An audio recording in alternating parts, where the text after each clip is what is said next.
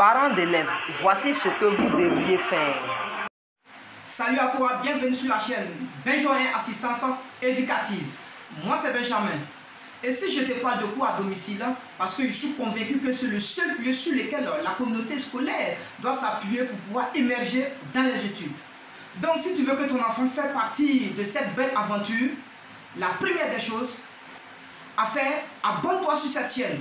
Active la cloche de notification pour pouvoir être averti de l'apparition de notre nombreuses vidéos éducatives comme celle-ci qui va t'apporter du bon contenu, simplement parce qu'avoir un répétiteur expérimenté est la clé du succès dans les études. Donc Benjoin Assistance Éducative est la première chaîne dédiée à la communauté scolaire. Tu recevras donc ici les meilleurs répétiteurs et les meilleurs conseils des répétiteurs expérimentés dans le domaine de l'enseignement, dans toutes les disciplines. La deuxième des choses est un cadeau que je t'offre ici pour ton enfant, élève ou étudiant. C'est le petit livret que j'ai écrit intitulé 10 bonnes raisons de devenir meilleur élève ou étudiant. C'est un livret qui se lit rapidement, en réalité en moins de 30 minutes pour ceux qui lisent un peu vite, et qui va te permettre de te bâtir un bon mindset pour pouvoir te lancer dans les études. Dans cette vidéo, je me propose de partager avec toi le devoir du parent d'élève ou étudiant pour un encadrement à domicile à succès que tu dois pouvoir mettre en œuvre pour aider ton enfant à réussir dans les études. Pour cela, appelez Benjoin Assistance Éducative pour un meilleur encadrement.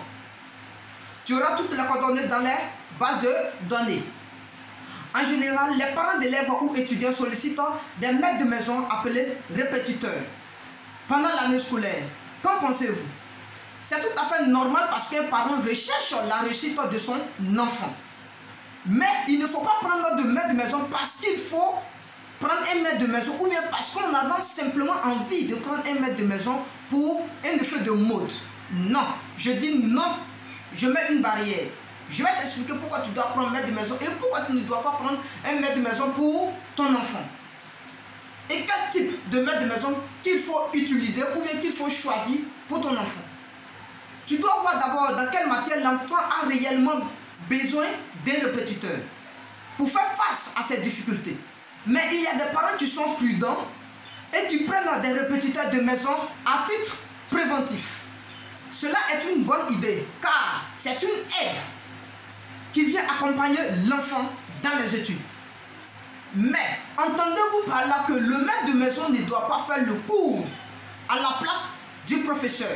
C'est pour cela que je préfère qu'on appelle les maîtres de maison des répétiteurs. Parce que quand tu prends le nom répétiteur, il y a le verbe répéter.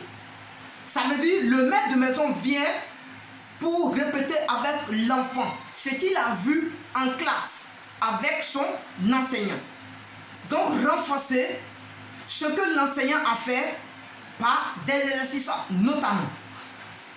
Déjà, un bon répétiteur doit d'abord demander à l'enfant ce qu'il en fait à l'école et ce qu'il n'a pas compris. C'est par rapport aux besoins de l'enfant que le répétiteur doit pouvoir cadrer l'enfant. Mais quand le répétiteur devient un maître caricaturé, ou même qu'il est en avance sur le programme, c'est-à-dire anticiper sur les cours, l'enfant se sent gêné et l'enfant ne suit plus en classe parce qu'il avait un laxisme. Il est mélangé. Il ne sait pas quoi suivre. Répétiteur, toi tu es en avance à la maison, à l'école les enfants ne sont pas en avance. Donc quand c'est comme ça, ça perturbe un peu la réflexion de l'enfant. Donc ces gens de répétiteurs doivent être formés en leur montrant les véritables rôles dans la répétition pour qu'ils puissent lutter contre l'échec scolaire. Mais quand un parent ne pense pas à cela, que le répétiteur non plus, alors l'enfant a souvent un maître de maison, mais il est toujours sur le même rang à l'école. Soit il recule ou il n'avance pas. Mais ça sert à quoi? De financer de la formation d'un enfant et ne pas le voir persévérer. Je pense que cela doit interpeller les parents à envisager autre méthode. C'est pourquoi l'enfant occupe la même place à l'école, pourtant il a un répétiteur. Mais est-ce que ce répétiteur est expérimenté? Pour cela, il faut te mettre en contact avec les répétiteurs de Benjo 1 assistance éducative qui ont une expérience spécialisée, certifiée. Alors, la prévention de l'échec par-tel du préscolaire par le recrutement des répétiteurs, c'est de ça qu'il s'agit. Parce que d'autres personnes ne savent pas recruter un répétiteur. Mais il y a une différence entre prendre un répétiteur et prendre un répétiteur. Souvent les répétiteurs ils viennent mais ils ne savent pas de vous décrire la réalité. Même je vois certaines personnes, l'enfant est au préscolaire mais il a un répétiteur. Ça c'est tout à fait anormal. Et je vais vous expliquer. Pour celui ou celle qui veut que je lui explique de manière fluide, doit chercher à me rencontrer. Et je vais lui expliquer davantage pour des raisons de sécurité. Au préscolaire, il n'y a pas de connaissances à proprement dit. C'est juste mettre une ingénierie ou une distinction. Donc c'est à partir du primaire qu'on commence le véritable enseignement. Ainsi, il faut des répétiteurs expérimentés comme les répétiteurs de Benjo 1 assistance éducative. Pourquoi je dis ça? D'autres personnes vont se poser la question, non, il est en train de faire ici la publicité de sa structure. Non, je ne suis pas en train de faire la publicité de ma structure, mais je suis plutôt en train de faire la publicité de nous-mêmes, notre valeur. Parce que si ici, les élèves ou les étudiants ont des bons répétiteurs qui peuvent être bien cadrés, vous allez voir que dans 10 ans, dans 15 ans, on ne va pas aller chercher un ingénieur japonais pour venir faire. Je ne fais pas de la politique pour venir faire des travaux en Côte d'Ivoire. Notre agence allait rester chez nous. On n'aura pas besoin de faux ingénieurs pour aller construire des immeubles qui vont couler. Non, je dis non. On doit les former à 100% pour que demain ils puissent être à nos services. C'est ça. C'est pourquoi je veux me battre pour la formation de ces jeunes, de ces élèves, de ces étudiants. Je veux que l'argent reste dans notre pays. Ça doit rester dans notre caisse. Ce n'est pas la xénophobie. Je ne fais pas de la politique. Écoutez, parce que je dis ça parce qu'aujourd'hui, nous avons constaté qu'un enfant n'étudie que lorsque son maître de maison est là. Voilà le répétiteur. Donc le répétiteur est une aide qui doit orienter le travail de l'enfant dans une direction bien propagée.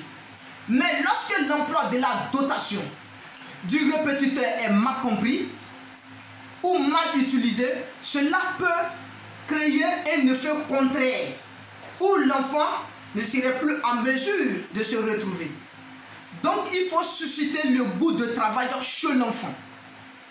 D'autres pensent que ça doit être vraiment le rôle des parents. Mais je suis en train de dire que d'une part ça concerne le rôle des parents, mais d'autre part, non.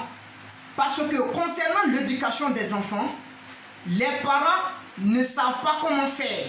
Parce qu'ils n'ont pas la psychologie de l'enfant. Alors, pour avoir la psychologie de l'enfant, il faut être formé.